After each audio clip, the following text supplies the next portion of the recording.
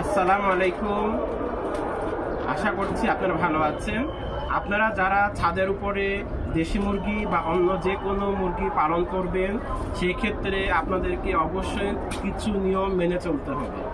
কারণ আপনি যদি ছাদের উপর দেশি মুরগি পালন করতে যান বা ছাদের উপর আপনি যে কোনো মুরগি পালন করতে যান, সেক্ষেত্রে আপনাকে নিশ্চয়ই খাঁচার ভিতর পালন করতে হবে। খাঁচা ছাড়া আপনি মুরগি পালন করতে পারবেন না। সেজন্য আমার পিছে দেখেন এরকম একটি খাঁচা আমরা নিয়েছি। আমরা যারা খাঁচাতে মুরগি পালন করব ছাদের উপর, তারা এই ধরনের খাঁচাগুলোতে আমরা মুরগি পালন করতে পারি। এই ধরনের খাঁচাগুলোতে মুরগি পালন করার পূর্বে আপনি যদি খাঁচা কিনে আনেন অথবা আপনার ব্যবহার্য খাঁচা থেকে থাকে, তাহলে অবশ্যই খাঁচাকে ভালো করে ধুয়ে নেবেন। খাঁচাকে কেন ভালো করে ধুয়ে নেবেন? কারণ খাঁচাতে নানা ধরনের জীবাণু থাকতে পারে। আপনি যদি খাঁচাতে এর আগে কোনো পাখি পালন করে থাকেন অথবা কোনো গৃহপালিত কোনো কিছু পালন করে থাকেন, সেই ক্ষেত্রে এখানে জার্ম থেকে যেতে পারে। এই যে জার্ম থেকে যেতে পারে, সেই ক্ষেত্রে অবশ্যই আপনাকে জার্মটাকে ডিসইনফেক্ট করে নিতে হবে।